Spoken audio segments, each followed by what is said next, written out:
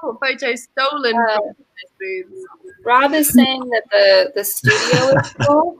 Eric and Matt, Rob's trying to join, but he sent us a thing that says the studio is full. Shoot, I think we have everybody.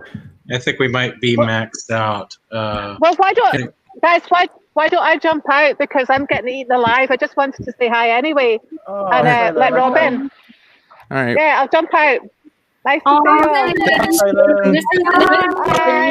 Have a nice evening. Bye. Thank you for joining us. Thank you. Oh no, Seylan's gone, guys. We know this is not going to end. This has happened before.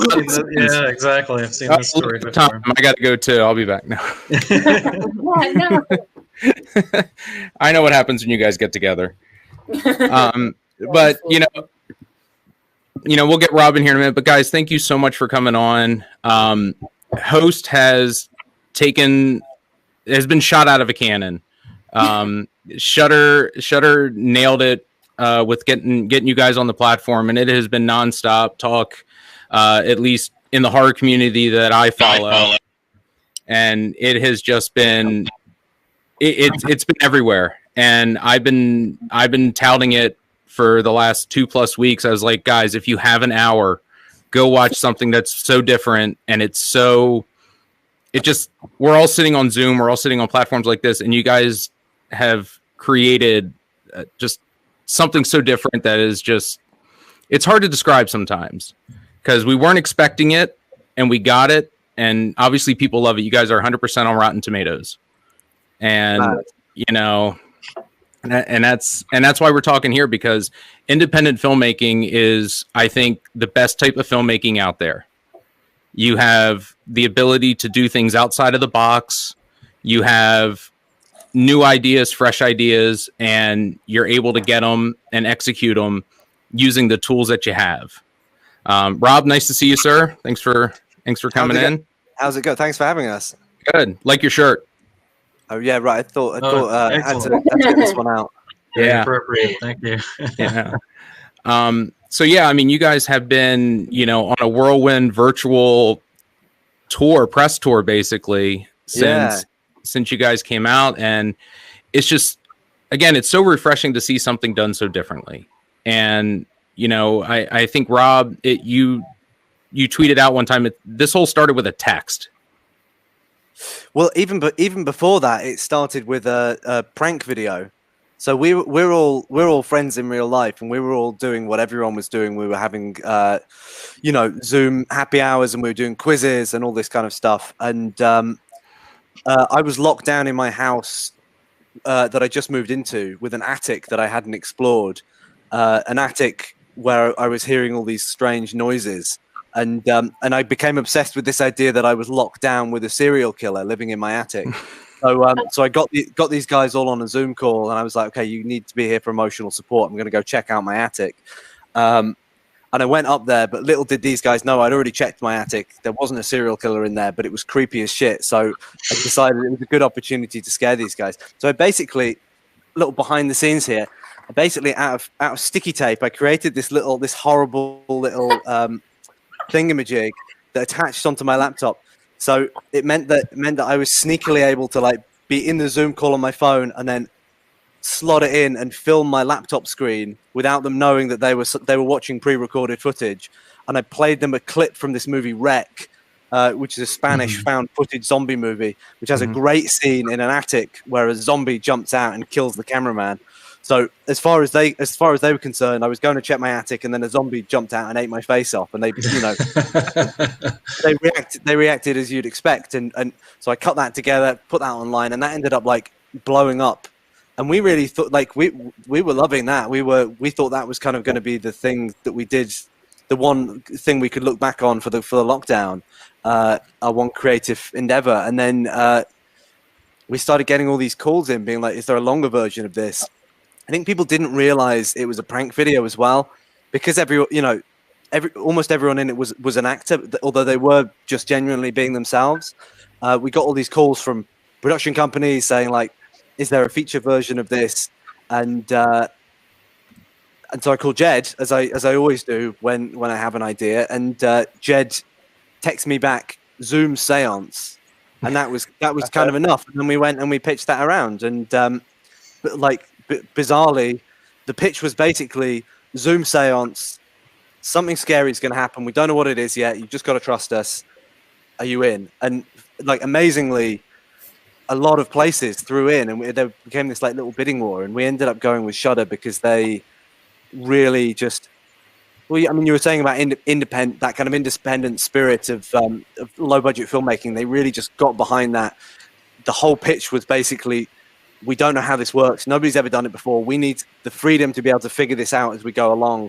So we just need a very, very, very soft touch from whatever production company we work with. And Shudder were totally on board, and they were totally supportive. And that's, that's how we ended up at this movie, by figuring it out day by day as we went along. Yeah, and I notice a lot of parallels between. Now, I was telling everybody earlier, Rob, before you got in, I watched a lot of your interviews, the written interviews, the YouTube stuff, and I'm seeing a lot of parallels with how you made your film with how they made the Blair Witch Project.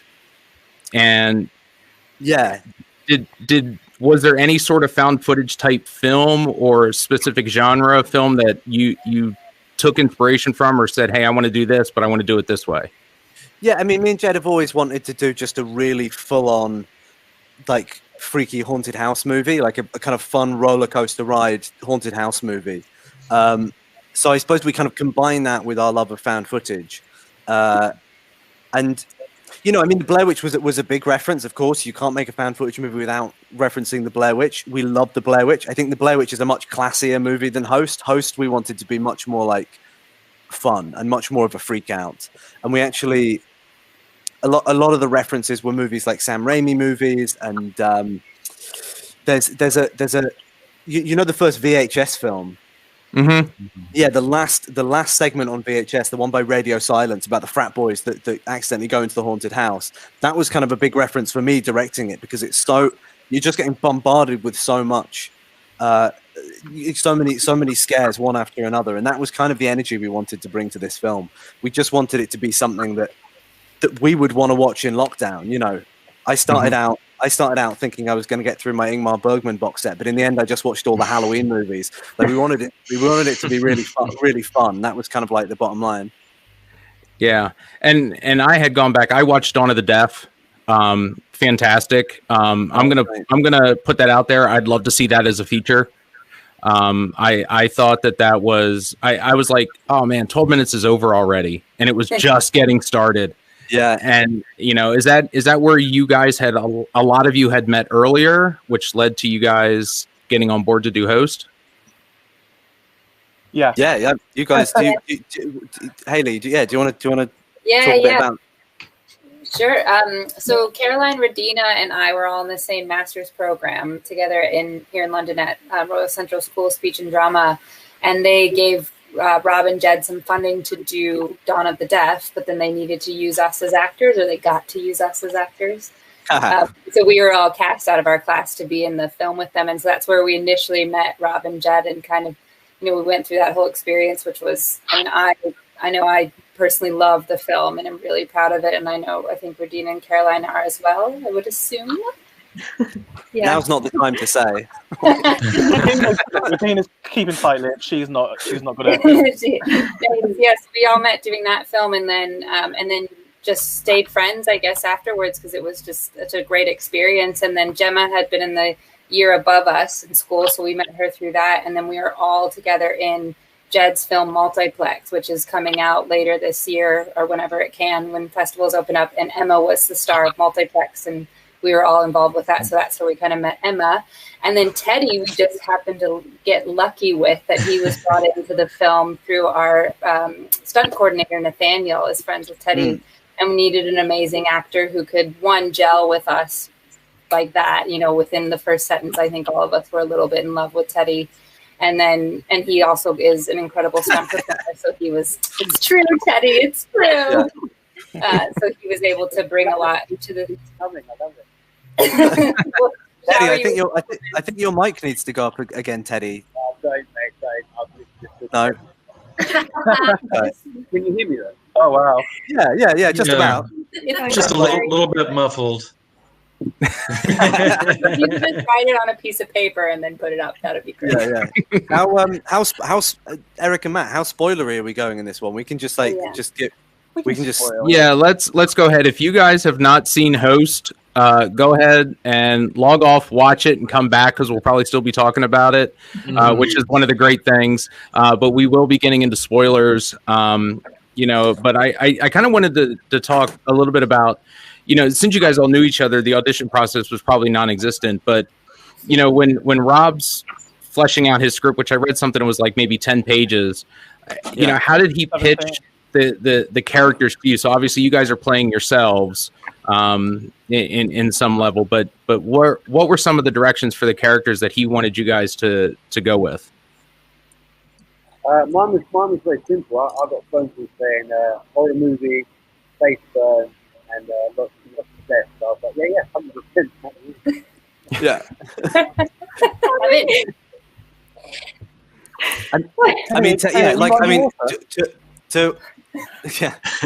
Again, to go into spoilers, like one of the things that we really wanted to do from the very beginning, especially because we thought people would have certain expectations about a film made during lockdown, a film set on Zoom. Like it's on paper, it sounds like a really shitty idea. So we wanted to basically, there were a few kind of tick list things that we wanted to do that would just blow people away. And one of them was we wanted to do somebody's face on fire.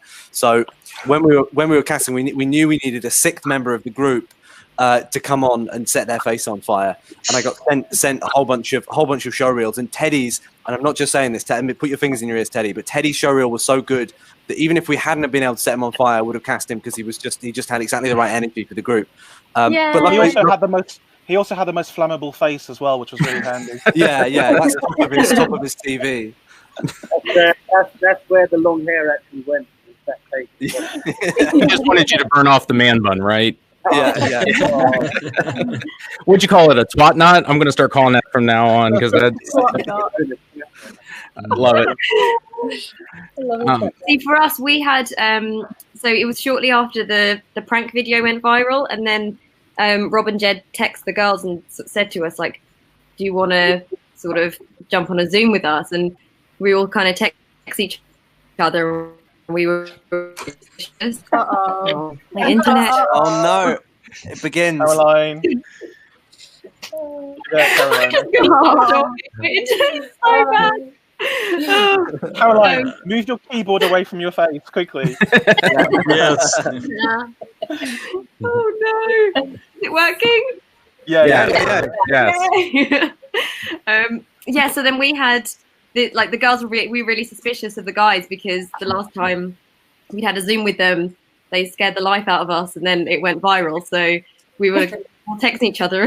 I think one of us said, "Do we wear makeup this time?" Just you did as well. You all came on like super glammed up. It was great. Yeah. What you're talking about? That was actually supposed to be like a prank, and then it ended up being like we just got dressed up and went on a Zoom. Like it was really weird. We were like, haha, they're not going to be dressed up and we will be, haha, and it just wasn't funny at all. Yeah, and then the guy said to us, "This is cool." That's a great picture. Hey, Daniel. Hey, Daniel. I think. This says, how surprised are you guys that the movie is getting so much attention? We were very surprised. I mean, just before it came out, I think me and Rob, we kind of quietly were confident because we knew we kind of liked it, but we didn't know if everyone was going to like it. The horror community has always been quite supportive of us, so we knew it'd probably play well in horror circles. But the way it's like hit the mainstream and like a juggernaut, we're just passengers on that juggernaut, just plowing through like lockdown, and it's crazy. We never want to get off. That's a very evocative image there. Yeah. I think as far as us, I think we kind of knew that it was going to be good, only because we've worked with the whole team before. Like we worked with Rob and Jed and our producer Douglas Goss. We've worked with them, so I knew that it was going to be something that I'm going to be proud of and good. But I never ever expected it to go so far, and I'm a bit blown away. I'm still blown away. But yeah, the support has been so nice, massive support. Yeah, because I think as well, found footage is one that it's a subgenre that annoys a lot of people. So, I was counting on half of the horror community to turn on us and there to be a little subset of the horror community that really liked it. But the fact that it's kind of, we specifically went with Shudder because we wanted it. We were making this for horror fans. We're big horror fans ourselves. That was the audience we wanted to reach. And it's been amazing that it's expanded beyond that. And it's kind of entered the mainstream in this crazy way. Like none of us could have expected that. And to be honest, I was really worried.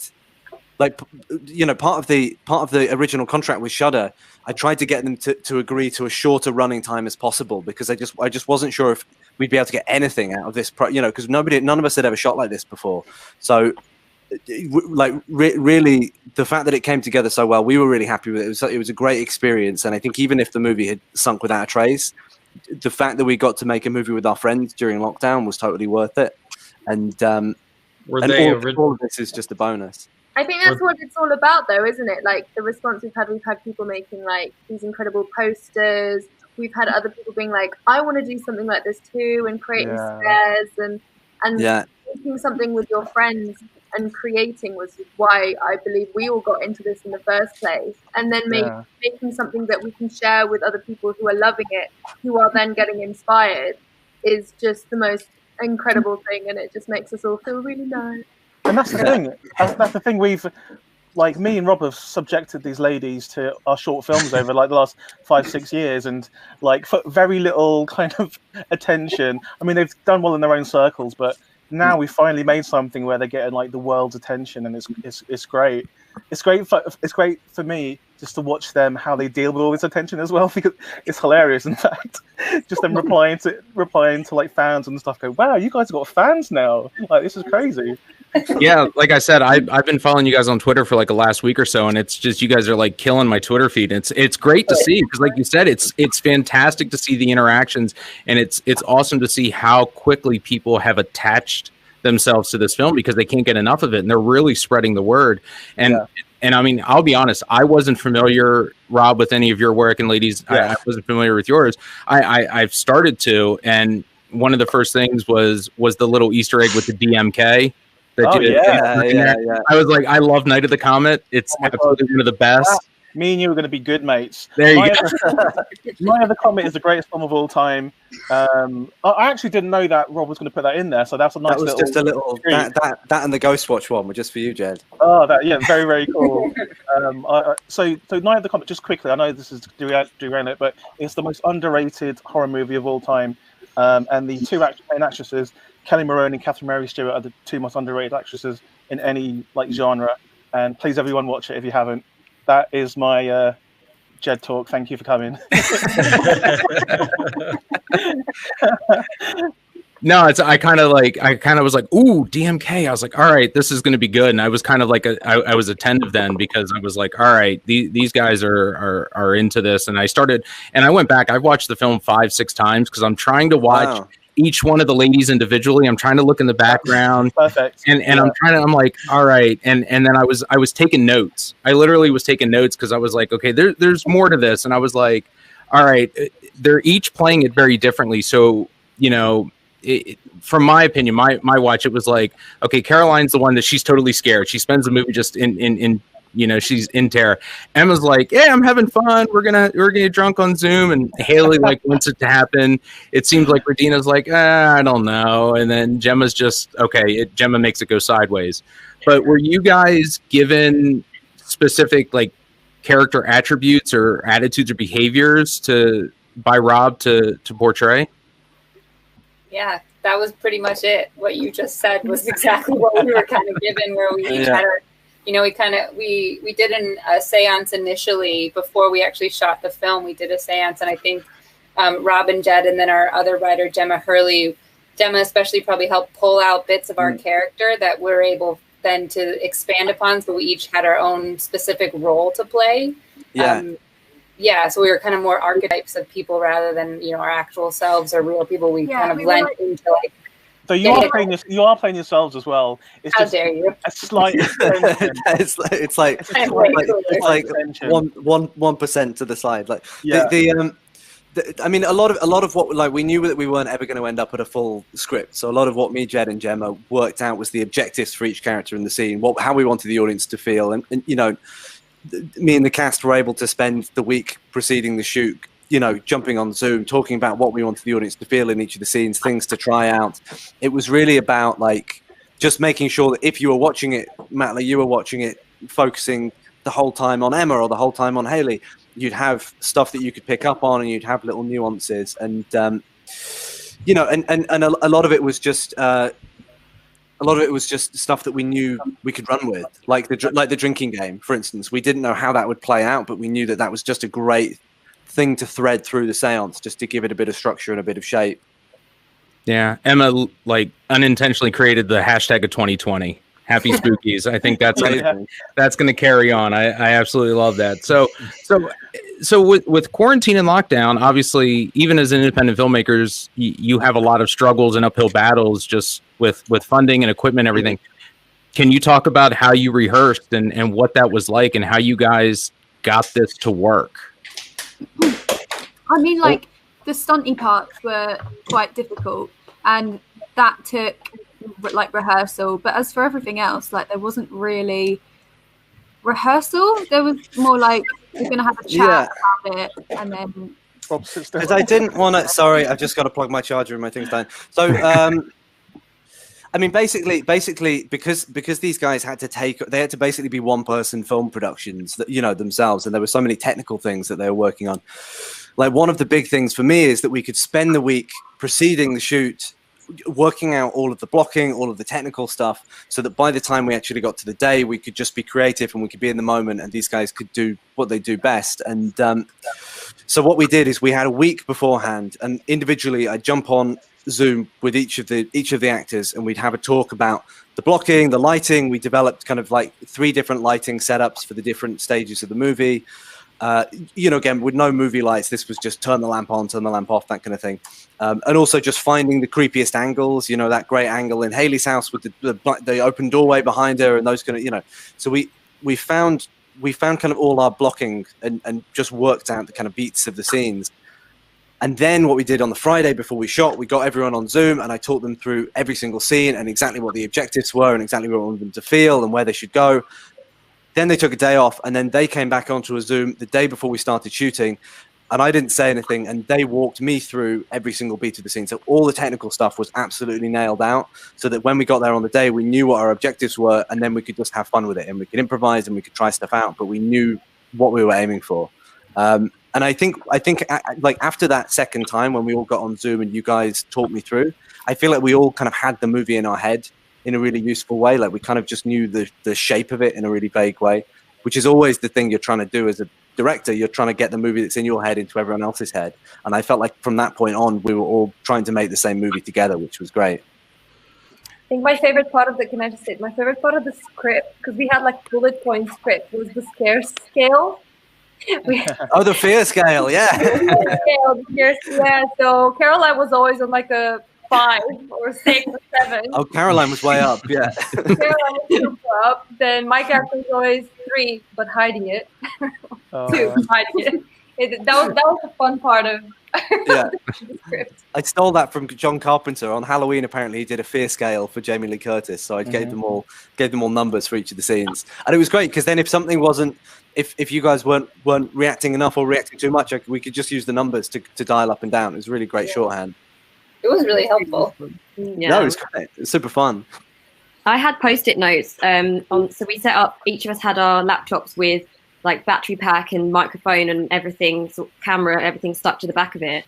And down the side of my screen, I had different Post-it notes for each scene, and it had like the fear scale, the lighting set up, so that when we were doing it, you could just quickly have a look and be like, okay, am I on lighting 3? Am I crying enough? Like all the things that you knew, like where you were sitting. Or snot.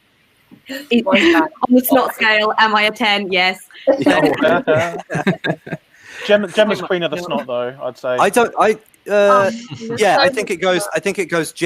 If we're doing the snot Olympics, I'd say it goes Jemma, Caroline, Emma, Haley. No, Emma, Haley. Yeah. Teddy, And Radina, you were pretty snot free, I think. You didn't get a chance. I think Radina doesn't have a chance to get snotty. She could do Yeah, it. I think It came out of nowhere for me.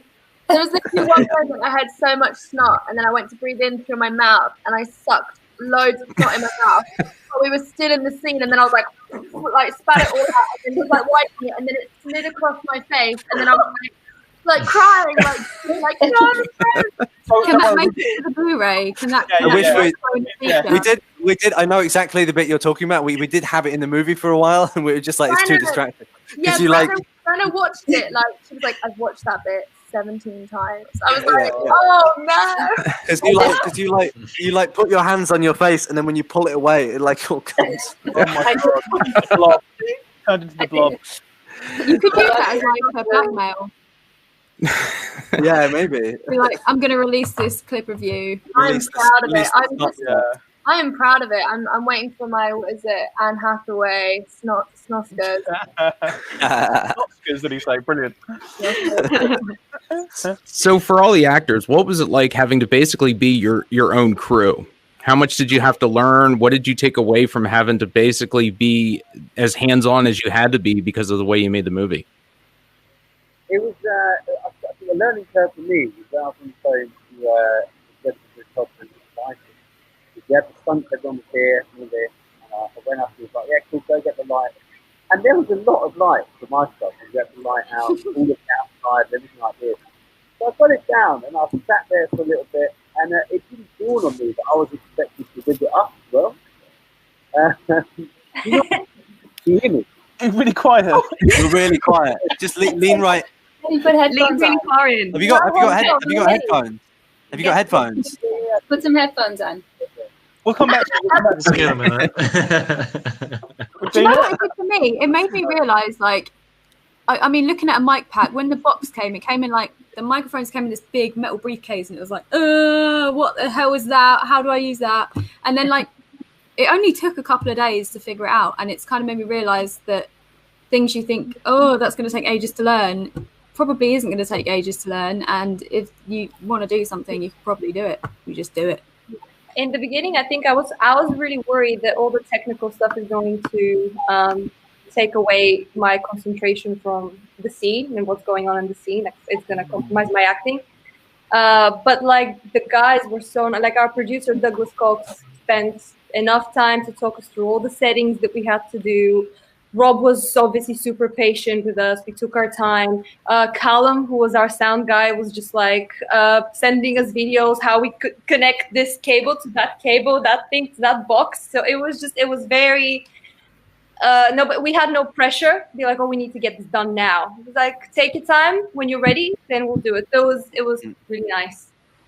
And if you didn't press record, there was just like, there would be at least once everyone went, Doug, Rob, and then it'll be like, no, said again, and there was no like judgment, there was no like shaming. Like, I judge you guys. I just quietly like grew a tumor. Yeah, Rob was texting me. These girls, like, why did these girls? Yeah, it was Mr. Teddy. Yeah. Well, you can hear us better probably. The moment's gone. It was hilarious. Like. No. You sounded better. That's Matt and Eric. That was like my catchphrase because I had such bad internet for so long. They're like, "What'd you say?" Otherwise, like, it was hilarious. Let's move on. I thought you were actually joking. The funny thing was, it was all hilarious. Yeah. There was so much stuff as well where people had to, because when people were coming in and out of Zoom, they weren't actually coming in and out of Zoom, they were just hiding their camera. And so there's lots of these great clips that we've got of like when these guys are bitching about Ginny for like 5 minutes. It's just Teddy and Ginny were just there waiting to come on, listening to it all, being like, yeah. In fact, Rob, the first cut you sent me had a totally different Ginny scene in it. We could cut a feature film of these guys bitching about Ginny. It got totally really creative, strangely personal. Like, we've seen it. We've never been actors, okay? Was there any scene in particular that worked out better than you expected, or that you just couldn't get? Emma, the mannequin behind you should talk about that, because that took you a while to get, right? Yeah, that took me I'm guessing like 150 tries, because we started doing it before we even started filming, because Rob was like, this is what we're thinking of. So by the time we actually filmed it, like, I knew what I was doing, but explain what it is. Do you want to talk through how we did it? Yeah, I got my mum to bring up the stairs for me so I could show you. So yeah, we started off with my stepdad in the doorway of my bedroom throwing the blanket over his head, and we also had to try like 5 different blankets, because actually you had to get the right consistency for it to fall. And then originally he was going to walk towards me, and then I was going to run, but it just wasn't working. I was going, now, and he was like, now, and I was like, yeah, now, and like it just wasn't working. So then he did it like Frankenstein's monster. It was like it's so funny. And so we used a mannequin, right? And let me just shuffle you so you can see it a bit better. I had to push and pull that in and out of my door every single time. Rob, how many times did we do it? Hundreds. I think it was over 150. Oh my god. Yeah. And so it's quite heavy, right? So I do this bit, and I'm going over, and then I put the camera down on the tripod, and then shuffle her in while Rob and Dougie were on the call. Shut the door, throw the blanket, and then most of the time the blanket would just go. It wouldn't fall on its head. So we just had to keep doing it until we got it. Yeah. It was. I mean, it's like a lot of the effects were super simple like that. Like basically, we wanted it to all look like it was a handheld shot. So what Emma did is she had like a little tripod with her phone on, walked up, and then very gently put the camera down so it was still and locked off.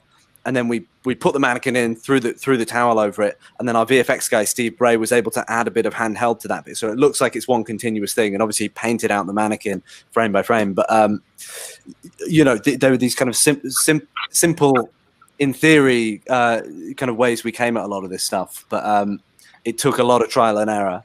Like Hayley being pulled backwards. That was her own idea. Do you want to talk about her? That's not my idea. That's my partner Kieran's idea. Rob had asked us to kind of figure out things that were spooky in our house, or ideas of what we could do. And my partner, he luckily has kept a bag of ropes that I have asked him to throw away many times, and luckily he did not listen to me, and that came in very real handy. He rigged up one of our kitchen chairs and was just like, just sit down for a second and hold on to the chair, and then all of a sudden he yanks me backwards. I was like, oh, and we filmed it and sent it to Rob, and he's looking at this video I'd sent him of me just sitting at the laptop, and then all of a sudden my chair flies back, and he's like, yes, that's it. Little did I know, and my poor partner, did he know that he was now fully involved with the shoot, where he was going to have to hide in a corner for like hours a day, waiting to just drag me a few feet back. That's honestly one of my favorite scares in the whole thing, because that was the way that we put the script together. Is we kept a lot of stuff from the actors. A lot of the third act, especially, was red acted, so everyone knew what was happening to their character, but not to everyone else's. And like that scene in particular, because it was our first like proper scare scene. And I was so anxious about it, and Hayley was like rigging it up before we got onto Zoom, and these guys thought that we were just going to be playing the argument scene, so they were really getting into the argument. And Hayley had a word, I think it was like fucking Jemma or something like that. Whenever you said it, that was the cue to go back. And like, catchphrase, by the way. Yeah, she says it a lot, so it was a really tough one. But those reactions that everyone gives to that moment where she goes back and slams against the wall, that's genuinely first take. They had no idea that was coming, and I love it. You can't replicate that. Oh, it was so fun too. Rob, was that the take that you used? The first take of us reacting to? Almost always. It's for the reactions to the big things. It's almost always the first take, unless you didn't see it, like the legs. So yeah. Tell them about that. Well, it was the bit where Caroline goes up into the attic. And Rob was like, you're gonna really sit, just really look at it, just really look. So like it moves around, and we're all like, what? Like, what was that? And then Rob was like, okay, reset, it's fine. It was the footage. the screen share on Zoom like down reses everything you play, so like it down resed it so much that they couldn't see the legs at all. But like to these guys credit, they were so professional because the camera like moved past the legs, they didn't see it, and then the camera comes out of the attic and they're like, oh that was scary, what was that? Like, reacted to this thing they hadn't seen. So I mean, so it sounds like you did a lot of practical, in camera. But I mean, the one scene that got to me, I mean, and it probably will surprise you, is when that filter shows up in Emma's living room, and I was like, I know it's going to turn, and it turns, and it just gave me chills. Oh, is that your? That's that Emma's house is made up of about 5 different locations, all kind of stitched together. So nobody wanted to cover their flat in flour, so I had to do it. And that was one of the kind of the last effects that was ever put in the film, because it was so hard to track that mask in and also like figure out the right look for the mask. And that was the hardest thing to do, because literally like it was me and Haley and Jemma with this scene. And I was like, there's going to be a scary mask there. Like when I say mask, you just got to react like there's a scary mask there. And it was like, it's the hardest thing. And it just took take after take after take. We finally cracked it. It's like one of my favorite scenes now. But that mask literally went in like 2 days before we handed in the movie. Wow. That leads to a question from the comments. It says, here it goes. Says Teddy looks like he's in the same place as the film. He's screwed. I'm just curious how many of you guys are actually in the actual location that you used for filming. Yep, I can tell Radina and Jemma. I'm here, but I'm in a different part of my room. Yeah, me too. They all are, aren't No, I'm out of town right now, so I've oh, Haley, let me sign down. I've actually They can dance. Teddy. I told Teddy earlier. I said I saw that puppet has its own Twitter account now. He's gonna be a star somewhere on Twitter. He is, yeah. He'll be like the new Chucky. Yeah. So one of the other effects I want to talk about, because I think practical effects in any film go hand in hand, and I think it really stands out when you get to do them. How was it shooting, Radina? Your boyfriend just all of a sudden just slammed down. I mean, that was a good jump scare that I particularly enjoyed. What was it like for that scene? So that was actually the first thing that we shot for the film, the first ever scene. The first shot as well. Yes, so nobody had any idea what was going on, so it was all like pretty experimental. But then we had the lovely guys from Lucky 13 Action that came here. So it was our lovely stunt guy Nathaniel who did that for us. So they came around 8 o'clock in the morning and started building this rig, and all this during COVID. So it was very like everybody was wearing a mask, everybody was wearing gloves. I couldn't even give them water, nothing. So we had to stay like as far as possible from them. And then the scene itself was very funny because Nathaniel had to go up and basically stay like this for a good 3 or 4 minutes, because the whole scene is like I'm coming from like around the corner, I'm talking on the phone, and then I notice that my oven's on fire or smoking. Oh shit, my oven. And then by that time the girls are like, Radina, and then I come here, I say, what? And Alan falls down, right, Nathaniel. So the whole time Nathaniel is just standing up like this without any ladder, or nothing. He's just like got a plank position, like a Mission Impossible guy, for 3 or 4 minutes. And bless him, we had to do that take like how many times? Like around. Oh, we did it like 10 times. It was like 10 times. And it was also because heat wave. We were using the smoke pallets that were real. Actually, the smoke is real smoke. And all the windows were closed because we had to block the light. So we had literally the smoke was going nowhere. It was just staying here. And it was also like about 28 degrees in my house. So I think by the end, like the whole team was like sweating their asses off. And it was just like staying on the phone like, like Rob, I think I can do one more, but that's it. The great thing about that last one, it's the great thing about that last take as well, the one that we used. Basically, we had this scaffolding rig set up that dropped Nathaniel playing Alan. Nathaniel would drop, and then the rig would like just ease him just at the last minute, so he wouldn't hit the floor with full force. And I kept being like, it doesn't feel like intense enough. It doesn't feel like you're really smacking the floor. And they kept like holding it back and just kicking in that safety mechanism at the very last minute. But then that last take, the one that we use in the movie, they forgot to press it. So that's literally just Nathaniel slamming into the floor. There was a lot of that in this film, wasn't there, Rob? Yeah. Let's not talk about that for legal reasons. Even after he did it, he was just like, ugh. Poor thing. Yeah, I had watched the actors. I had watched one of your interviews on YouTube, and you were talking about, and I had thought about this, and it was funny how you answered it. I said, okay, what are your neighbors thinking? And Caroline, I think you guys had talked about letting your neighbors know about what was happening. Do you guys know if your neighbors have seen the film and go, that's what they were doing there? Mine knew that we were filming it because. That's good. Oh, sorry, Ted. Yeah, mine knew that we were filming it because my mum would go out there at the NHS clap and be like, "Emma's going to be in a film." So they baked me a cake. They baked me a cake and it said "It's a wrap" on it, and like this huge like multi-layered flavored cake. And they keep messaging me saying, "When's the merch coming out? My whole family wants a shirt." So I want a shirt. Yeah, they knew. Yeah, my neighbours knew because I told them just before we were filming, because that wall there is their house. So I was like, probably should explain that I'm not being murdered. And the screaming isn't actually real. So I did tell them, but also all of the windows in my house had tinfoil up for the whole time we were shooting. So, I mean, it just looked so dodgy. So I had to let them know because I was like, we're not doing anything illegal in here. We're not growing anything. We're just making a movie.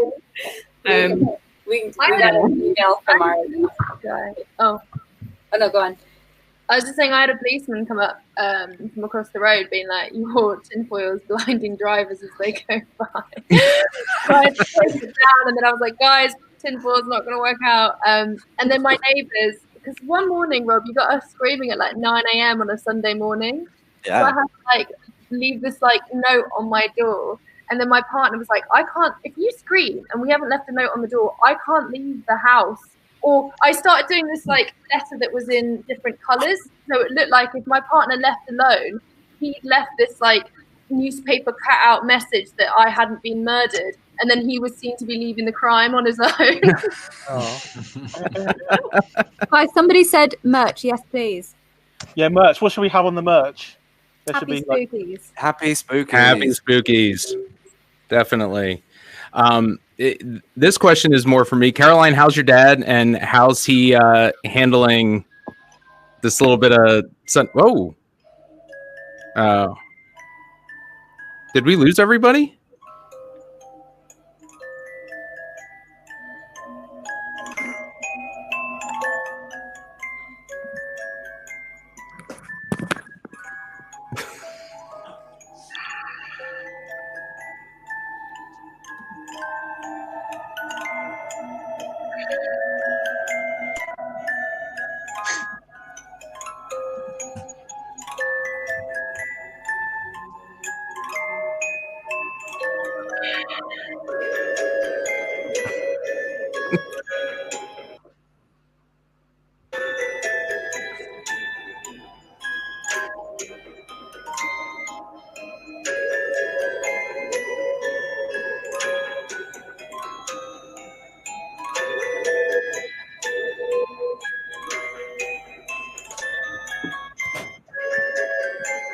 Happy Spookies.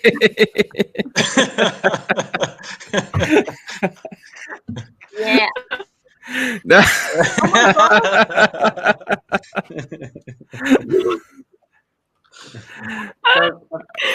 I was like, oh my God, we lost somebody. And then I hear the music playing. I'm like, what is happening?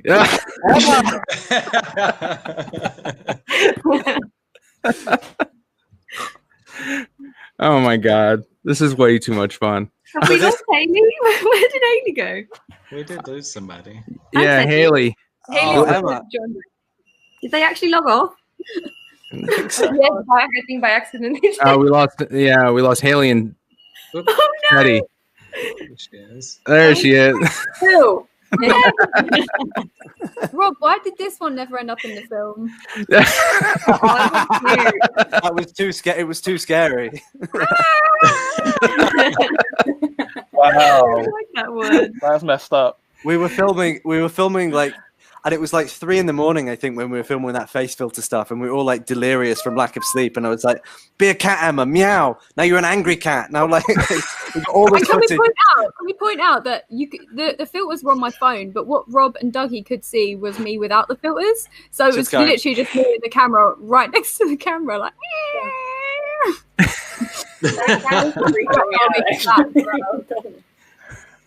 That's so weird when you do that. But hey, do you want a scoop? Because like this is the first time we've shown this, but this crappy Halloween mask, this is how lo-fi this movie is. The demon that you see at the end with his face all ripped off, that's literally just me with this Halloween mask on, jumping towards the camera. That's you. Yeah. Oh, it's me combined with James Swanton, who played the actual demon. It's my face on James Swanton's body. Which is the sight everyone wants to see. Like, yeah. Someone put in the comments. 20 quid well spent. Yeah. Official host merch now. The gifts that keep Let me ask another question from the comments. It says, so many fans have come up with so many theories about two spirits, a possession, etc. What's the wildest theory that's caught your attention so far? Emma, you sent me a good one today that I kind of like I could get on board with. Yeah, that was the idea that there are two demons, two different spirits, and one of them is Jack, and one of them is like a good spirit which is trying to take Haley away from the situation and yanking her out of it. Ooh. And I thought that was really clever. I like that. It makes sense because she's. Nah, Maybe they can have like a demon battle. I'm not having that one. What was your favorite, Teddy? What were you going to say, Teddy? I like the suggestion that I made on Twitter that it was actually Pat. That's where he's gone to. Yeah. Yeah. Hey, he leaves. You never see him again. Someone suggested that the sequel would be called Post, and it's all about Pat and where he went during the film. Yeah. Nice. It's Pat going postal with a shotgun on the spirit. Yeah. I'd watch that. Oh, I'd watch that. So what was it about making this movie now and not waiting till everything is over? Was it just because you wanted to get something in, or, did it ever occur to you like now's the time to do something like this? We were very adamant, weren't we, that we had to come out in lockdown. To be honest, we were just bored. Like we were all like doing things before lockdown happened that got cut short, and we all had this kind of creative energy that we wanted to put somewhere, and we really wanted it to be like I was saying before about watching all the Halloween movies, that we really just wanted this to be a movie that people could watch and enjoy in lockdown, and that wasn't too heavy and wasn't too worthy and wasn't like we didn't want this to be a pandemic movie. We wanted it to be a lockdown movie, a movie made in lockdown, shot in lockdown, released in lockdown, for people in lockdown. And I think if it had been released any later, it wouldn't have had the same relevance. I mean, I think people have to, we've even been saying like the best way to watch this is on your laptop, because you fucking hell, Emma. The best way to watch it. Oh god, it's when the film comes off, I still look deranged. Emma, you're gonna get DMs from people wanting to see your trotters now.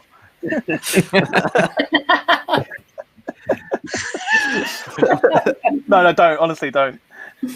So with the reception that you're getting, like, it's just saying ad nauseum how taken people are with this and how receptive they are to this. Do you think you guys are at the forefront of a change of filmmaking, especially for independent filmmakers? Think you guys are first out of the gate in a new way of filmmaking?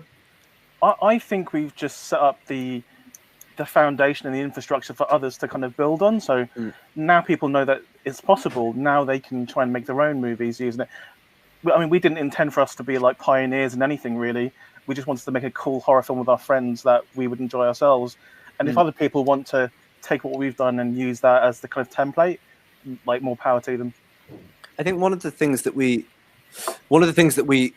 discovered like really early on is that even though we can't be in the same space, and that's obviously a drawback, and that does change the way that we work, working remotely this way, basically what it means is anyone with an internet connection can be part of the crew. They can help you make your movie, and it actually means that the whole world opens up to you. Like, we were able to, even just talking about the bit that I shot in my kitchen for Emma's house, like I had the tools to be able to do a special effect, so we just found a clever way to work my space into the movie. I shot it, I uploaded it. The next day, it was in the timeline, it was in the movie. And you could do that with people all around the world. If there's somebody who can do a crazy stunt or has an amazing location in Tokyo or something like that, you could easily take the kind of template of what we've done and expand it. And I'd be excited to see that. I think we were discovering this as we went along, and I think there's so much more that could be done in this way. Yeah, I mean, everything's going to be changing, and I think this is a great kind of Kickstarter that hopefully will inspire other independent filmmakers to get out there and try something so outside of the box. And you guys, that great partnership with Shudder was just I think it's the perfect marriage for what you guys did and for what they do for the horror community. Is just fantastic. Yeah, no, we were massive Shudder fans before this, and yeah,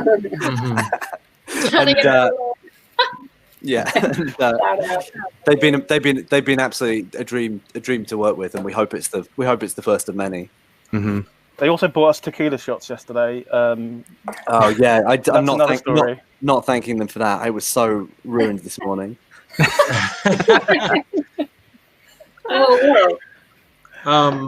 You mentioned earlier there was a follow-up. Did you or something that you're working on now? Did you want to mention a little bit about that? Yeah, it's kind of it's not what people are going to expect. It's in the same found footage space. It takes place in the same world of Host. It's set now. It's about what's going on right now, but it's not what you're expecting. And I think that's a good thing, and it's something that we're really excited about. And that's the only thing that it's the only thing that me and Jed ever try and follow, is like what we're actually excited about, and what we would, if it turned up on Shudder, what we would be watching on day one. Like, and this is an idea that we've had floating around even before Host, and that we were excited about then. We're even more excited to do it now. And I think we talked about direct Host sequels, but I think the reason that people have been responding to this movie is because it was made with such a kind of love and energy that came from a very specific situation. The fact that we're all in lockdown, that we're all friends, that we're all just trying to pitch in to make the best movie possible. And I think to try and cynically replicate that would never have the same result. That being said, if we come up with an idea that works and we feel like adds something new to what we did in Host, we'd totally be game. And I got this. He's we'll talk. So I mean, this came out on July 30th. When was the first time you guys saw that this thing had hit? Because it seemed like it was pretty immediate. When did you know that you guys had something? It was the New York Times for me. When it was in the New York Times, first week. Yeah, it happened in the first week. I think mine was. I didn't have a clue about anything because I live in my own little bubble. And then Emma had to ring me, give me a tutorial on how to make a Twitter account. And then I got this. Yeah, mine was Dread Central, a big horror site. They almost day one they put out an article that just had the words "the scariest horror film of the decade," as important as the Blair Witch Project. And I just couldn't believe it, and because I read that site every day, it just blew my mind. Do you know what it was for me? It was looking through the Shudder comments. The skull out of skull. Sorry. Yeah. And just seeing 55555, and all the people that are obviously watching it, because we don't know how many people have seen it. So but to see that was like, not only have they seen it, but they actually really like it. That's so cool. Like really special. Yeah, having like guys... sorry. No. After you. I was just gonna say, like, having friends from around the world who, like, one of my friends, she was talking to someone at work about it, and then they emailed back and they said, "Oh yeah, I saw the film," and she was like, "My friend's in that," and she's in Canada, My sister went on holiday and she overheard the people like in the caravan next door talking, and then she started talking to them about this film. They said, "Oh yeah, we watched this last night," and then. Oh,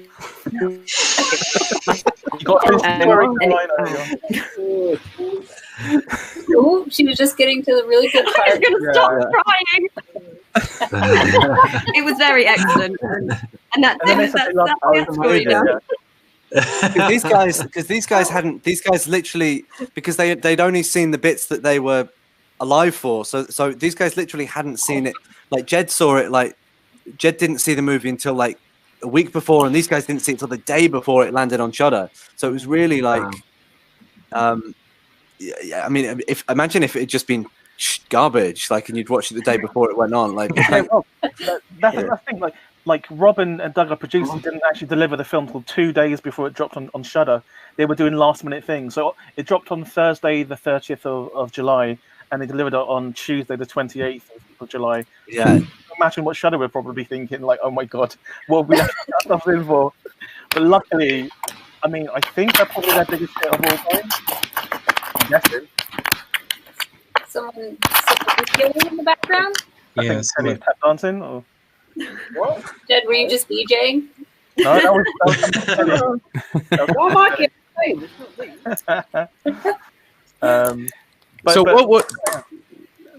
was were there any difficulties with the post-production process, the editing, Rob or Jed, that you guys had encountered, or was it kind of simple but it just took time?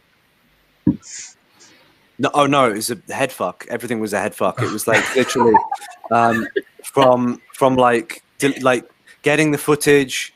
You know, like as you can see, like Teddy and Caroline's internet aren't the best. So like, how do we get the footage over? We can't just upload it, so we got to courier it. So then you get the footage over, and then you've got to transcode it so the editor can work with the footage, and then the editor's got all these, you know, because we didn't have a script. We kind of made it up day by day through this lengthy improvisation process, and so there was all these kind of sprawling takes of long improvisation that the editor had to work their way through. And then also, like, basically there's 5 characters on screen the whole time, which is basically 5 movies that you're cutting, as well as having this real-time element, which meant that you couldn't just cut to a reverse shot or an establisher or all those things that you use to like compress time in a normal movie. So it was, and on top of that, we didn't actually use Zoom. Like, there's not a frame of Zoom in the movie. It's all built. It's all built in post. What we did is we got everyone to like take their phones and Velcro them onto the back of the laptop, so the phone camera is pointing out just over the laptop camera. And then we filmed on the phone.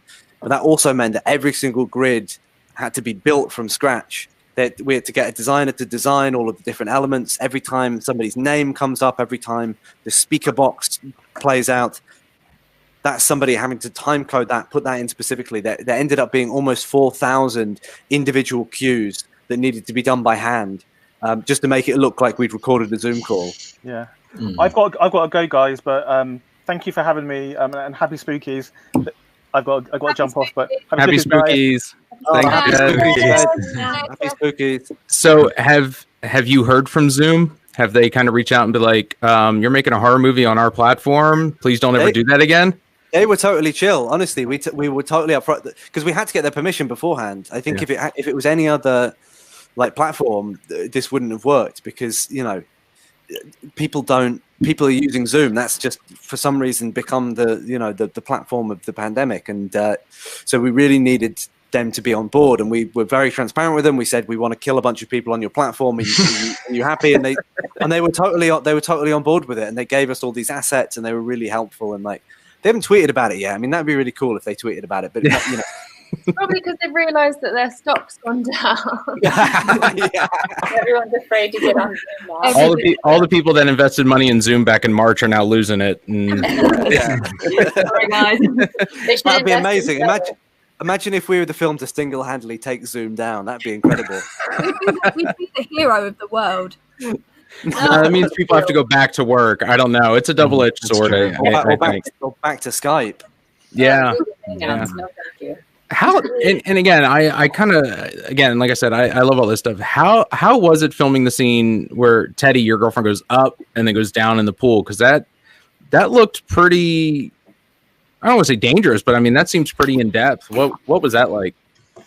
Yeah, I mean, we had, as the girls already mentioned, we had a fantastic stunt company, Lucky 13, with Matthew Mackay and Nathaniel Martin, who I've worked with on Vikings and done loads of bits and bobs with before. And Ginny, I used to live with, Matt's partner. She's an incredibly talented stunt woman, an actress as well. So we had the team, and we had the people that could do it. So they kind of flew down and they built the pool that building there. So they built I don't know what you say, like raft thing over there. And then can you hear me? Why are you laughing? When you moved the laptop, it sounded like. Actually, kind of scary. Yeah. It was going really well. Moral of the story: it was hilarious. Let's move on.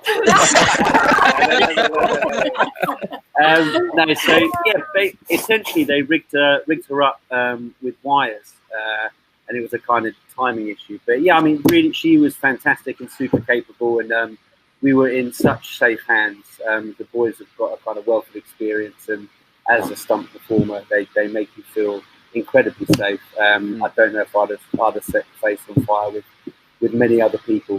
So yeah, they really did. That's so sweet. Safe. Yeah, Nate will love that. It was so. You know, one of the things that we did is we filmed a lot of the stunts and the scares and the set pieces first.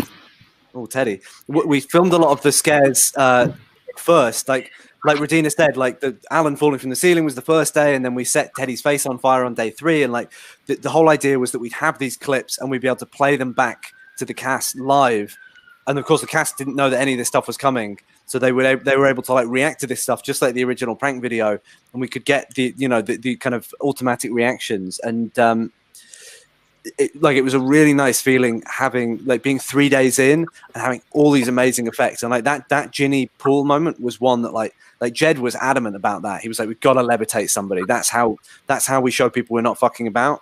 And I think we only did 2 takes of it, and like when that really worked and we got the playback, and the playback was literally just Nathaniel like holding his phone up and like playing it back.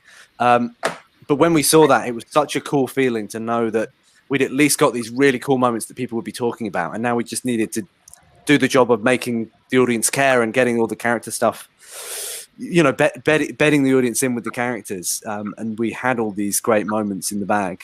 Emma. Emma, turn your fucking filter off. Was there anything you got, and this could be for anyone, was there anything that planned out, whether it was a scene or an effect or something that you really wanted to have in the film that you just couldn't make it work, and you had to, you know, swerve and improvise for something to fill that spot? Well, basically, as we went along, I just kept adding stuff because things were going really well. And so Haley's chair pullback worked really well. So we're like, we'll have her get thrown off the chair at the end. And so I just kept calling up Doug, the producer, and saying like, don't be mad at me, but I want to add an extra 10 things. And like, so you know, the ending, which is this crazy freak out, was never planned to be as big as that. And it was because we were shooting chronologically as well, we were able to add these things on the fly. And one of the things that I really wanted is well, originally it was planned in Teddy's house. We were going to brain him with he's got a big pool table in the middle of his barn. And I really wanted the pool ball, like the billiard balls, to like brain him and knock him out and get thrown at him. We tried that and it just looked a bit shit. So I was like, okay, that didn't work. And I called Doug up and I was like, that didn't work. So instead, I want to throw a wine bottle at Jemma. And then he went and sorted that out. So like, it was, if something didn't work, we kind of like licked our wounds and then went and tried to figure out another way at it. But it's great because that's one of my favorite moments, and it wouldn't have existed if we hadn't kind of bollocksed up that one at Teddy's. That call with Doug there, it was like, morning, Jemma. Yeah, you think you want to Haley's house tomorrow? And I was like, yeah, I've got all the PP ready. And he was like, cool, we're gonna throw a bottle of wine at your head. Is that all right? And I was like, what's it made of? And he went, sugar glass. And I was like, yeah, all right. How many times? 8.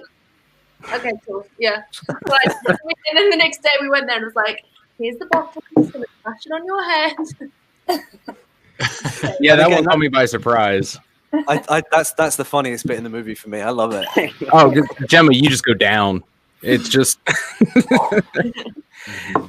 And then the best bit was because no one could be in that room apart from Nathaniel and full PPE and 2 meters away, and Haley had to be in the other room texting me. And then there was just Doug and Rob on this like ominous laptop on a table at the end of the room. So every time like I got to the ground, obviously you'd have to wait until Rob called cut, and then you'd just be like, Jemma, are you okay? And this thumb would just come up from behind the sofa. And then we reset. And every time we reset, I couldn't get anywhere near Haley. So I just had to watch her tidy up like a room from 2 meters away and just tell her like, oh, sorry, you didn't miss a tea bag there. So Haley just had to complete tidying on her own. That was actually so fun having to rig up all the fishing wire and all the things in our cupboard and have them burst open and everything explode, and just having to do that every time. I felt like I was on Mission Impossible, like trying to dodge all the lasers, but secretly just trying to dodge all this clear fishing wire that's scattered throughout my kitchen and hoping it's not going to pull things off. All right, Caroline. Oh no, go ahead, Rob. No, I was just going to say, like, that's literally like that's how we. All of the effects in this movie are super lo-fi. We did a lot of stuff with fishing wire, a lot of just very old school techniques. That bit where all the cupboards explode, that's literally just Haley and her partner Kieran tying like 50 threads of fishing wire onto everything in her kitchen and then pulling it all at once. I was going to ask Caroline, you have a pretty gruesome on-scene death, and talk about that, because I mean that seems like, I hope Rob wasn't saying harder, faster, like just go back more. Like, he didn't torture you, did he, to have to do that? Because that seems like, I mean, I had a great day. That was my, like, I love that day. It was so much fun. Because I got. Oh, Caroline, no. Oh, come on, man. That's so unfair. Oh, what? I'm just going to keep talking, and if it happens again, then sorry. Yeah, so I got to apply all of the prosthetics as well. So Dan Martin, who is an awesome FX artist, he made the prosthetics, and then they were couriered over to my house. And I've never applied any kind of makeup in that way before. So I got this, like, it looked like a pizza box, and I opened the box up, and it had all of these kind of bits of flesh that were just like pinned to the inside of the pizza box, and it looked really gross. And then we had like a quick tutorial where he sort of talked me through how to apply it, and like the different bottles that he sent over. So there was like the acid which dissolves the acrylic, and then you had the I don't know. See, I'm not sure. So you're the expert. Yeah, that's why I had Dan on the Zoom to like go through it all. But so that was just before we shot, like the day before. And then on the day of the shoot, we had 4 of us on the call. So it was me, Rob, producer Doug, and Dan on the call. So we would do like one little bit, which was just like a bit of blood. And then I'd do sort of that kind of head banging sort of segment of filming. Once we sort of felt like we got that, then I'd apply a bit more, go through it with Dan. I'd sort of be like this on the camera, showing him like it in close up so he could see sort of if it looked right or not. And then he'd sort of, if I did anything wrong, like there was one bit where I'd put like a massive wound like hanging over my lip, but it was already stuck on my face, and I was like, I don't know what to do. But he talked me through it, and like we fixed it all. So, but yeah, and it was basically, I don't even know how long we were filming that section for, but it was like 6 hours or something. It was really long. Yeah, it was something like that. But it was I think by the end of it, because the blood that I'm using is like very sugary. So, and I had it all in my mouth and everything. So I was just really kind of like excitable by the end of it, because like these guys are really funny. So that I was having fun anyway. I was doing this really like fun thing of like whacking my head on a pillow on my own laptop while thinking how weird the neighbors must think I am. And then also like doing the filming and everything and doing makeup. Like it was just I loved it. It was a great day. Yeah, it was really fun. And I kind of want to be like, Dan, do you need an assistant? Because I've done one bit of makeup. He was super impressed though. I mean, it looks great. I think he did a really good job. It was really, I loved it. It was really fun, and he like the pieces he sent over were so detailed, and I just thought it was so interesting. Like, yeah, it was really awesome. It was very Here's a question from the comments again. What was it like dealing with Shudder as opposed to other studios, and what advice could you give to indie filmmakers? Well, I mean, work with Shudder. That's good advice, because Shudder are brilliant, and they've been totally supportive of this. And I think we wouldn't have been able to make this film without Shudder. This version of the film, even if we'd gone and made it with someone else, I feel like Shudder gave us the freedom and the support that to a level that was just really amazing. We felt like there was a support system there if we needed it, but also we were free to make the movie we wanted to make, and also just to figure it out as we went along. One thing that I really loved is that they weren't too uptight about the runtime. There was a cut of this movie that was like pretty much 90 minutes, like a full feature length. But this movie just naturally kind of wanted to sit at around the hour mark, and because they're a streamer, it's that wasn't an issue, and it was great to be able to have that kind of freedom in the edit. And then, in terms of advice for film, sorry, I'm so distracted by Percy. That's incredible. Percy. Oh, look at there. Aww. In terms of advice for filmmakers, and this is pandemic or otherwise, like don't sit around and wait for the ideal moment to come along to make your movie. It doesn't exist. There'll never be a perfect moment where everything aligns. Instead, what you need to do is you need to look around what you have access to immediately. What talented people can you work with? What cool locations do you have? Make the movie that you can make right now. And that'll always be, and I think that'll be better than the movie you're imagining in your head, because that kind of chaos, it breeds creativity, and it breeds spontaneity, and I think all that stuff, it makes it into the DNA of the movie. And I think the way that we made this movie made its way into the energy of this film, and I think that's what a lot of people are responding to. So whatever you've got immediately available to you, use that, make your movie. Yeah. Can we talk about Melinda's comment? Whose comment? Melinda. Oh, she asked why was Radina's mic muted at the end? Oh, no. Was that really your dad in the movie, Caroline? If so, tell him his chest is now gorgeously famous. Yeah, it is my dad. It was so sweet. After we were filming, he like once we'd cut and I went outside to sort of tell him like, that's a wrap on you, Dad. And then he said to me, he was like, oh, I'm really sorry I mucked it up. He was like, you flashed everyone. So. Yeah. So good. Also, when we were filming it, you could see his entire torso, and it got cropped. Yeah, that's the zoom. I know. It would have been too much. I think Shudder would have told us to cut it. I think people wouldn't be able to handle it. We're gonna leave them wanting more, guys. Everyone knows can't handle Pat. Mate. Yeah. The sequel will be centered around him. Yeah, 100%. We know what the people want, and we're going to give it them. That's right. We want more Caroline's dad. Bring him back. So why was Radina's mic muted at the end? Oh, because she mutes her mic all the way through the movie. So we did, like when we came up with that idea for the credits, we just thought that we'd add some little Easter eggs. Radina spends a lot of the movie arguing with Alan on mute, so we thought it'd be fun to put her on mute. And and then the sound designer Callum Sample, his video is clicked off, so only the sound icon is visible. And I think there's a couple more little things like that we put in. But yeah. I wish there was some deeper meaning to it, but it was just a bit of fun. Yeah, one of my watch throughs, I kept watching the bottom because I wanted to see if the participant count goes up by 1 when the demon or entity comes in. I was really looking forward to that.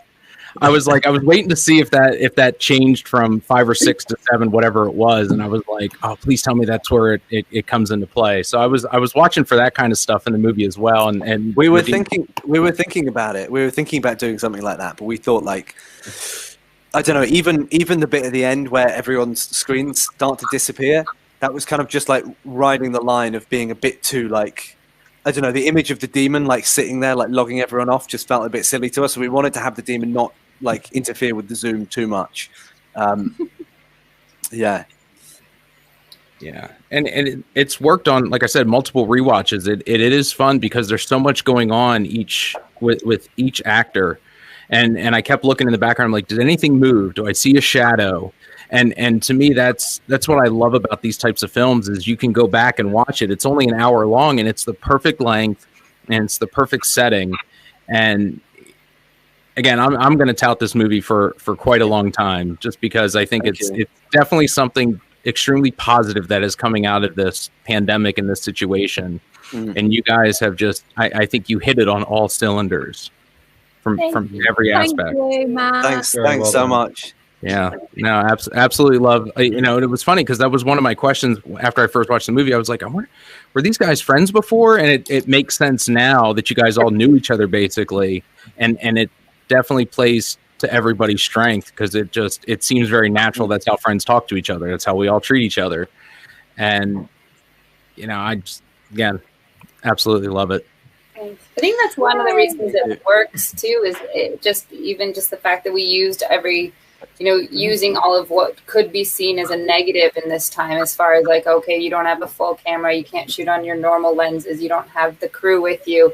And instead of having Zoom be a disadvantage or having the tools we have at our disposal be a disadvantage, we kind of flipped it and made sure that every little aspect of this made the film better. And I think that's why it works, or seems like why it's working really well, is just trying to take advantage of everything that we could use instead of feeling, dang it, I wish we could get on set and we could do a full build. Well, we could do a full build. I mean, Teddy was able to do rigging in his garden, and we were able to do the stunts, and we were able to use our friendship to our advantage in this situation, which hopefully is why it's working really well.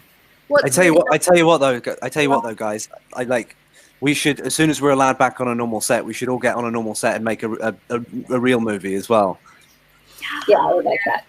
And what's really nice with friends as well is you come to the table every morning and you set out a challenge, and then everyone just keeps challenging each other, and it comes from that friendship of being like, like when sort of Rob would be typing on my sort of screen private chat, being like, call Haley a bitch, and then I'd be like, Haley, you're a bitch, and then on Haley's chat he'd be like, tell Jemma to shut up Jemma. And then it'll be like, Caroline, be on Gemma's side. And then so there was like constantly this challenge, and then whoever was on the other side would be meeting the challenge. And then the same with the creative team. As soon as someone was like, can we, like Rob would be like, can we do this? There would be like 2 seconds of thought before someone would go, yeah, absolutely, we can do this. We can step up to the challenge. It wouldn't have been possible, I think, unless everyone was friends, because there was so much trial and error as well, and there was so everyone just wanted this to be as good as possible, and we're really throwing in, it was one of those films where every idea was welcome, and some of the best lines, some of the best ideas came from you guys, came from stuff that we found on the day. And I think we just were like ahead by the time we got on every day. We were ahead because of the shorthand we have, because of the friendship we have. So I think it's make friends with your movies. That's the second part of my advice to filmmakers. Make films with your friends. Yeah. Can I say well? Oh no! Okay, I've had too much whiskey. I thought that was water. I thought you were drinking water out of like a stained cup. Oh, we didn't even say astroplane. Yeah, astroplane. Also, yeah, I wanted to say, Rob, on behalf of probably all of us actors, thank you for giving us an opportunity to just run a bit wild, because so often you get on set and it's like you do this, you do that, you go home, and it's like you don't really get the input. But we had so much input and so much freedom, and it was really, really lovely. So I wanted to say thank you. Oh, thank you. Yeah, you're the best director to work with, Rob. Honestly, Rob. Yeah, Rob. I'm gonna best now of us being like, love you, man, love you guys. On that note, and before I say something else stupid, I've got to go because I promised Kate I'd be off at 10. But this was super fun, guys. Thanks so much. Thank you, sir. Thank you so very much for making host and joining us here tonight. Seriously, thank you, and seriously, best of luck. I can't wait to see what you do next. Amazing. Thanks so much, guys. Have a nice night. Cheers. Happy spookies. Happy spookies. Happy spookies, Rob. No, seriously, thank you guys for again doing host. You guys all did a fantastic job. We're excited to see what you do next. From what I keep getting distracted by Emma moving the camera. All right. Do you guys have any aspirations of going back into the horror genre? Is that something you never thought you'd be into, and now that you've kind of dipped your toes in it, you kind of want to see what it brings, or you're like, no, one time I'm done? No, it's so much fun. Definitely. And also, the horror community, the horror fans are just insanely awesome. They can be so supportive, and like, I love that. I've never had that. I would definitely consider it. Yeah. The stamina that you have, like, I have so much respect for like horror actors, like the stamina that you have when you're crying. There was one point where I text Haley and I was like, when you get chapped lips, I was like, Haley, I have chapped waterlines of my eyes. Like, I've never nodded and cried. I was like so dehydrated by the end of it. I was like, I need to go and get a glass of water. Like the crying, like Caroline, Emma got onions at one point. So I did. I used onions in my eyeballs to get me to cry because we were crying for so many hours. No more tears were coming. So I squeezed the onions, dabbed it in my eye. Dabbed it in my eye. I was like, oh. Also, I'd love to do another horror. And doing this has really reminded me how much I love horror films. Like the last couple of years, being an adult, I'm so sorry. I realise I'm wearing a cat face. But like you grow up and you kind of don't watch horror as much sometimes. And like it made me remember when I was a kid, I used to throw my hair over my face, like my long black hair, and like chase my brother up the stairs. Like I'm terrible sister. I know, yeah, because you guys, they kind of had you guys do a little boot camp. I saw you guys had to watch Paranormal Activity, Blair Witch Project. Gemma, you had mentioned Exorcism of Emily Rose. Like I said, I watched that one interview you guys did a week or so ago. Since this has come out, have you guys kind of dived into some horror to see what's out there, or other independent films? If so, what's caught your eye? I did my free, so I've got the Shudder, the free thing, and I was watching. What did I watch? I watched Cursed Films, which was a terrible thing to watch after making Host. But no, I'm a monster man. I like werewolves. I love dog soldiers. I love them. So, anything monster related. That's my job. Yesterday actually, Rob and Jed organized this video club thing where, like, in the cinema, and they played like a VHS of was it the Japanese Ringu? Ringu. I thought that was really interesting. And I'm really bad with scares, so I haven't actually seen that many horror films. But now I kind of want to. But I told them to ease me in, like not the scariest bit first, just a little bit. And I watched Ringu, and I thought it was so interesting. It wasn't as scary, but the story behind it was so cool. Because I remember watching The Ring when I was 14. I hate that. It really scared me. Like I couldn't sleep for 2 weeks. It was awful. I watched The Ring on VHS, and when it came out, I got white noise, and then I watched Blair Witch Project in a tent. Like, no. That's like IMAX for horror.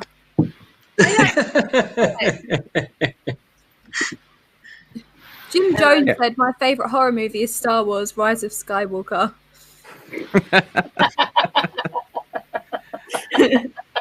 No, I mean, and there's... Cats was a horror movie earlier on as well. Anything could be a horror movie if you change the soundtrack. This is true. This is true.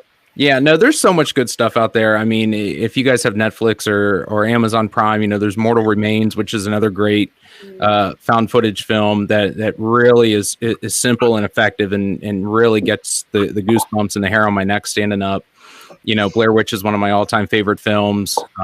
I would love to see you guys do more of this, but I'd also love to see just, are you guys planning on are you guys like ready to get back on set, or is it just... Yeah, definitely. I think for all of us, we would do anything that is a good script that resonates with us, whether it's horror films or it's drama or it's comedy. You know, we're just, you know, we're all a bunch of actors that have been out of work because of the pandemic, that now that the industry is starting to open up back and sets are starting to get back to work. Oh, sorry guys, I think that's my mom calling. It's Seylan. Sorry, that's my mom. Sue's calling in. She's worried. I think we're all really like looking forward to getting back to work and being able to play different characters. I mean, that's the biggest thing I've taken away from doing this horror film is this is the first horror I've ever done. And like everyone was saying, the stamina you need to be able to stay in that heightened state of fear is totally new for me as an actor. And I'm sure it's the same for everyone else. That is such a great experience to have gone through, especially with all of your friends, to be in that safe space, to really push your emotions and play and take yourself to an area you're not used to being in. I mean, I don't spend most of my days crying and screaming and, you know, yelling fuck off all the time, but how fun was it to yell and scream and do that? And so definitely I'm ready to get back to doing more things like that and playing different characters. Yeah. I miss people. I mean, we all feel like this right now. And I think that was, someone asked me, why does everyone stay on the Zoom chat while these things are happening? And it's like, we're so desperate for that connection right now that, you know, if you saw that happening, you wouldn't want to put your screen down in case you missed something, because we're so far away from each other. So that was the only connection that we had to someone. And it was this group of tight-knit friends that just had to be with each other until the end. Yeah, I think for me it was the whole thing. The project came out of absolutely nowhere, to be honest, and it's such a joy and a privilege when, I mean, the work is so sporadic anyway. So to get a call out of the blue saying, do you want to film a horror movie, you know, in quarantine, about, you know, over Zoom, all this, it was an absolute joy to do it. And then just how well it's been received is the icing on the cake. You know, it was a wonderful process meeting new people. I got to work with, you know, I made 6 new friends plus everyone that was behind the scenes, and yeah, the whole thing's just been such a privilege and a joy. So yeah, it's been lovely. Nice. Yeah, I agree.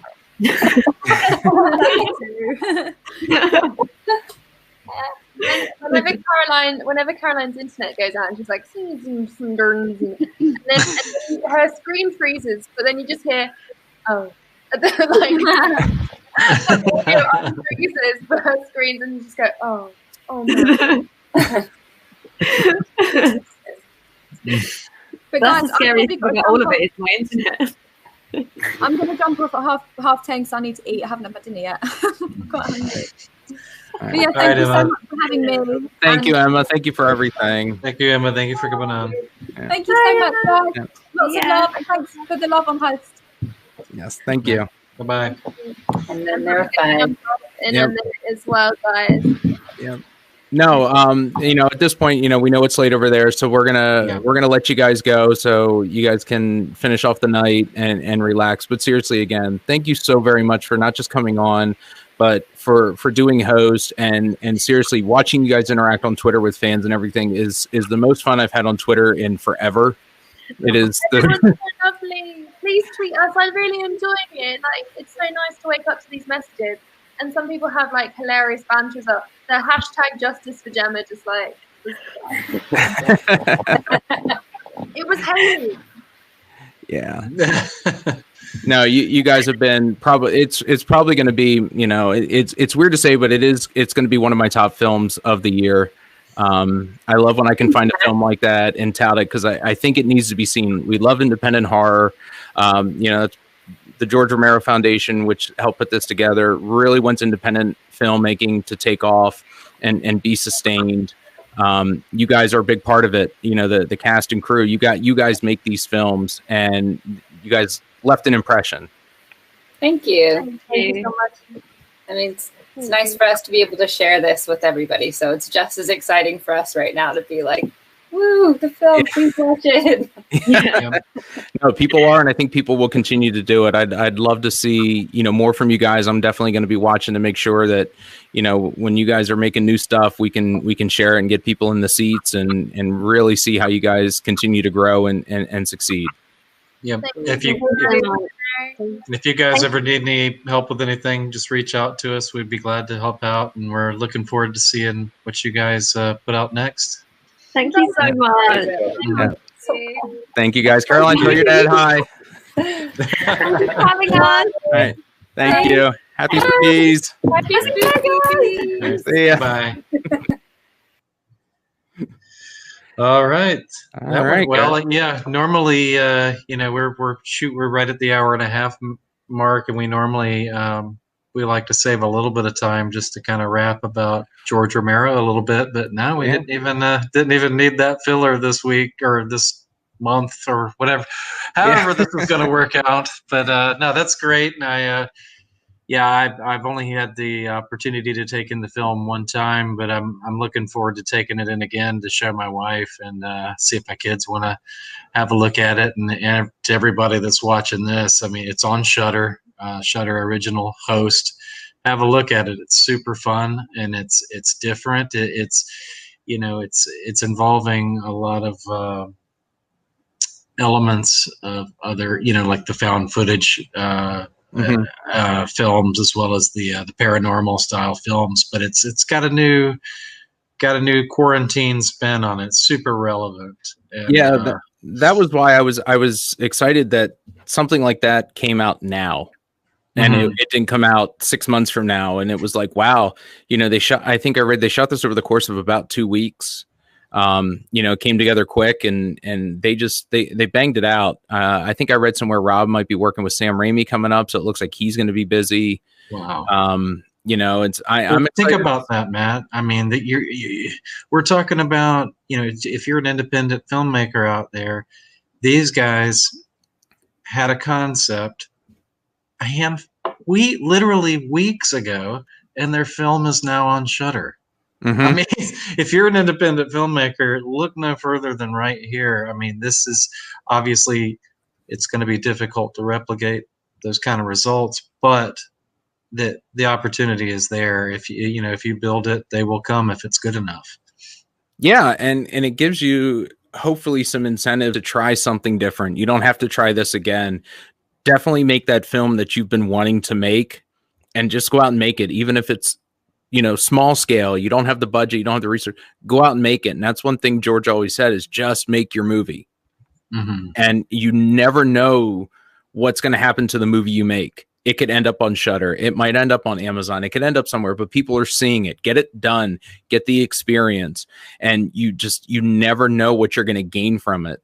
And these guys I think they hit it right, from the length to the type of special effects and visual effects to the story.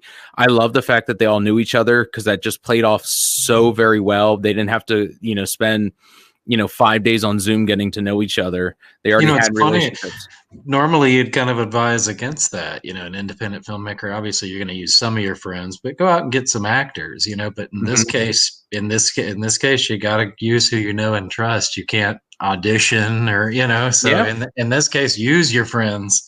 I mean, independent filmmaking is always all hands on deck, and that's with George, we know that for a fact. He worked with certain families throughout his career, and he went back to people that he knew and loved working with, and he had that ability. And you can create great stuff with the same people as long as everyone's rowing in the same direction, and everybody definitely pulled together and took a bad situation of a quarantine and a pandemic and gave us something. We've all been missing going to the movies. We all miss that new thing coming out, and Host just drops on Shudder one day, and just all of a sudden you wake up the next day and you're like, why is everyone, what's this movie Host? And you go and read about it, and it's like, oh, it's only an hour long and it's on Zoom. Yeah, I'll watch. And I'm glad you mentioned that, Matt, because I don't know. I was about to say that if you didn't, is that it's like 55 minutes. There's not a large investment there. You're in and out, and I don't, like he was saying, like Rob was saying, that he had I can't imagine this movie at 90 minutes. 55 is right where it needs to be. Yeah, and don't feel, if you're an independent filmmaker, that you have to fit into a certain mold. If your movie's only 72 minutes, and make it 72 minutes. Don't feel you have to pad it out to 90 minutes or an hour and 45 to get your point across. These guys, there's no wasted time in this movie. We spend 3 minutes getting set up, and then we're off. But there's plenty of subtlety too. I mean, it takes its time with what it needs to take its time with. So it's at a perfect length. You know, I think it gets, like you said, 72 minutes, 61 minutes, 43 minutes. You know, I mean, we don't need to be conforming things just to, you know what I mean, just to conform to like commercial. Especially that's what the beauty of a streaming service like Shudder. It's just like this is good. Here it is. It's 12 minutes or whatever, you know. So that's brilliant. That's all. Those are all moves in the right direction, and it's making it even easier and giving more avenues to independent filmmakers to you know, put their dreams on the screen. It just when I sat down and I first saw it was 55 minutes, I'm like, okay, what's this like? You're already intrigued by the length. And then you're like, okay, it all takes place on Zoom. Okay, you got me there. So there's like 2-3 points. If you can think of how to make your film stand out, you can do a zombie film. You can do it differently. You can do a werewolf movie. You can do it differently. And it's one of those things where you can take something someone has done 100 times, but if you try to think differently and think outside the box, you can have a hit.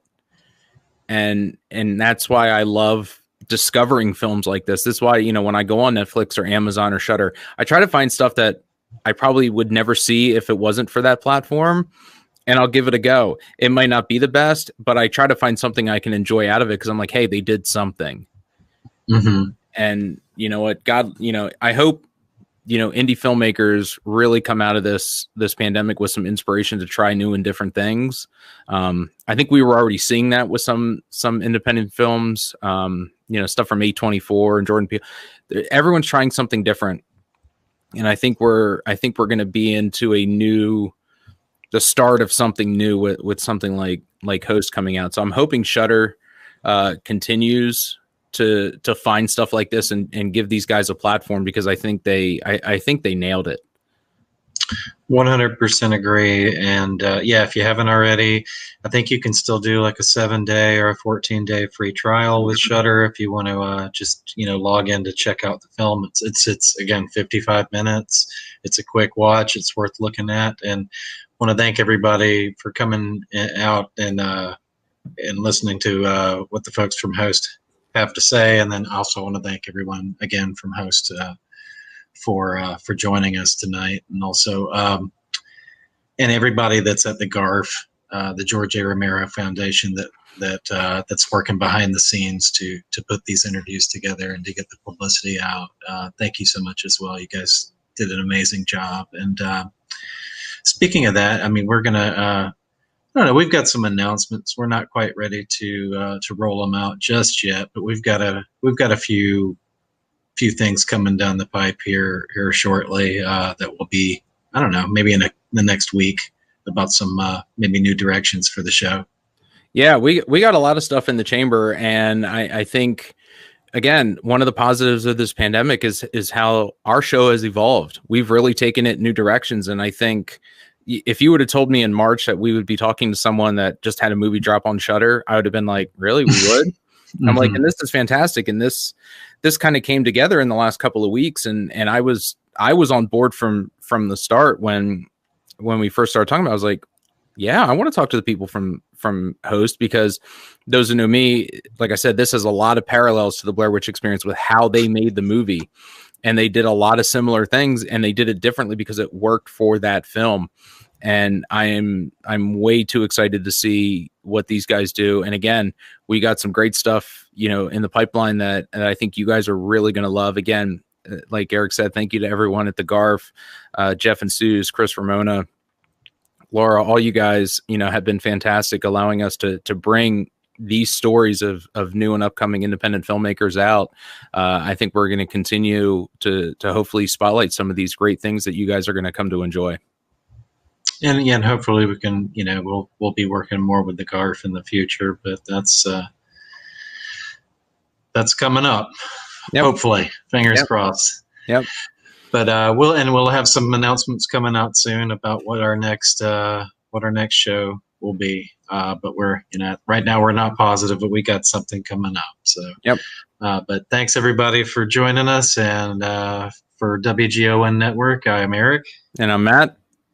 We'll see you next time. Take care.